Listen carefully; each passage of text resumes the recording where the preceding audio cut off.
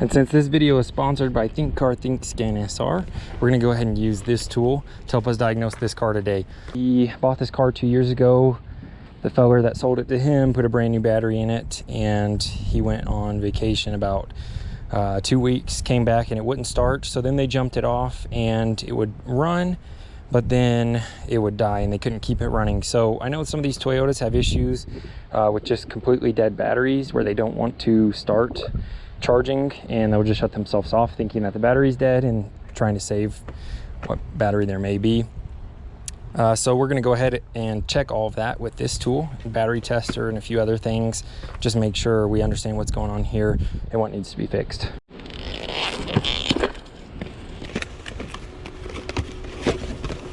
Okay, nice little packaging.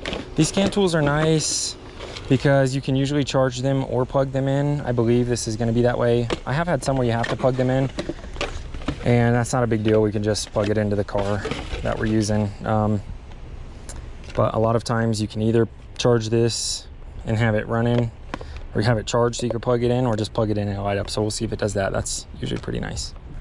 But before we do that, let's make sure we even have power going to that. I may swap my battery out for it right here. I think I left a jump box, but I want to be looking at the computer long enough that I'm just going to go ahead and swap batteries today. Let's see what it says here. It's not reading anything, so it could be just a problem of bad connection, which happens out here in Utah quite a bit, or it could be completely dead.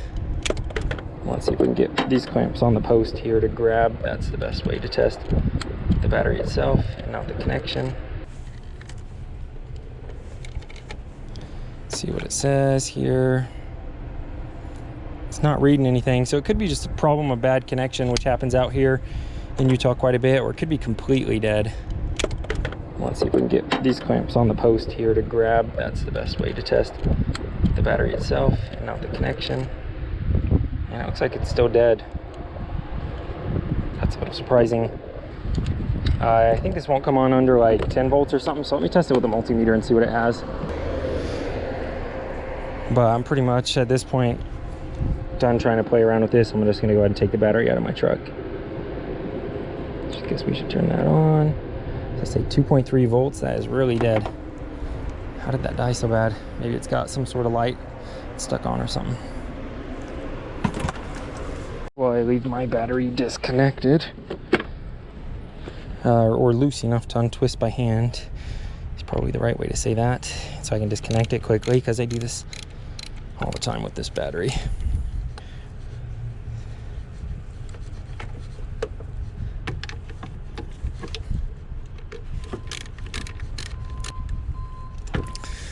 Okay, positive on the right.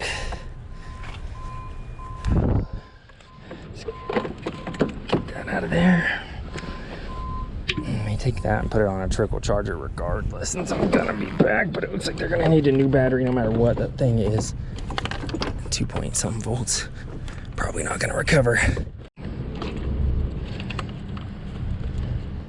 It looks like this will pretty much fit. By pretty much, it'll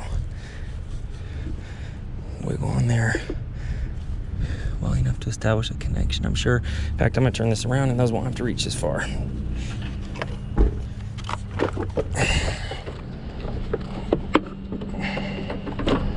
Just make sure I don't crisscross them.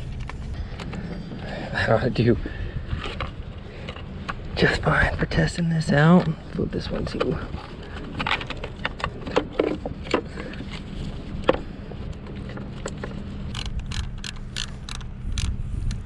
Okay, there we go. Let's go ahead and see if it'll stay running now. That's pretty definitive, and then we'll look at those codes on the computer that he said there had been, but I doubt it after 2 point whatever volts. I mean, I just unplugged it anyways. Okay, let's check out this scan tool and this car and see what's up. It might just be a question of a bad battery. Pretty easy diagnosis in that case. There we go. This power's on without being charged, so that's super nice. I love it when they do that. And go ahead and just give her a cycle here, see if it starts up. Didn't want to right there. So he said last time he had to give it gas, what looks like a vacuum leak, if you ask me.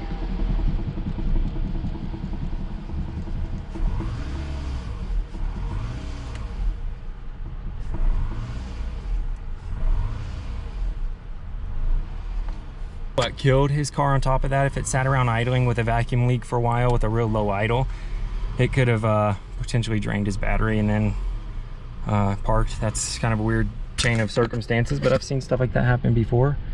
It may just need to go through its air-fuel ratio cycles, because I think he said it had bad catalytic converters, and now it looks like it's pretty close to holding an idle by itself. So we'll check it out. I'll leave it running for a bit, see if it catches on some air fuel or something. And let me tell you, you don't even have to guess if it's hot when both the numbers are above 100 on the dash.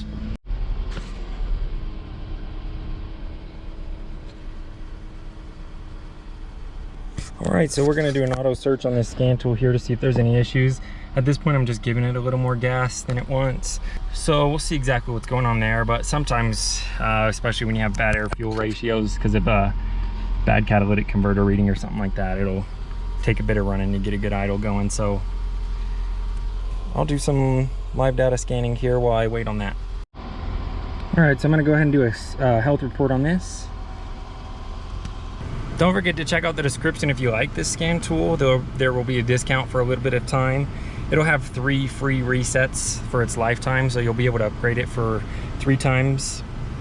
It obviously supports some diagnostic scanning here and 4 other systems diagnosis. So check out the link in the description if this looks like a scanner you're interested in. This is a great entry-level DIY scanner in my opinion.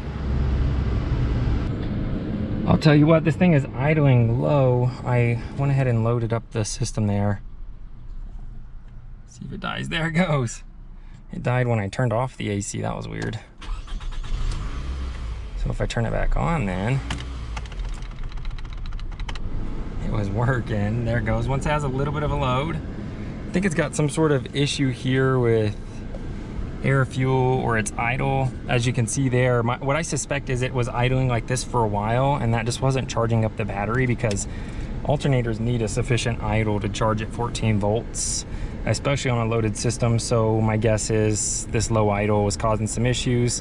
It looks like it's kind of starting to adjust now. I'm guessing again it's air fuel because of the bad catalytic converter. AC compressor kicking on and off there, jumping it around, but we'll see if it adjusts. Now it's running on its own finally, so I'm gonna go ahead. We don't have any engine trouble codes. I have restarted the engine a few times. We'll just see if anything pops up or if this idle corrects itself, but look at that. As you can see, it's starting to climb slowly. So my guess is giving her more fuel. So far, I'll say this scan tool has a surprising amount of live data on it. So I'm getting a pretty good idea of what all's going on here. And it looks like it is adjusting that fuel trim. So we could graph some of this if we wanted to, but I'm just kind of reading through everything.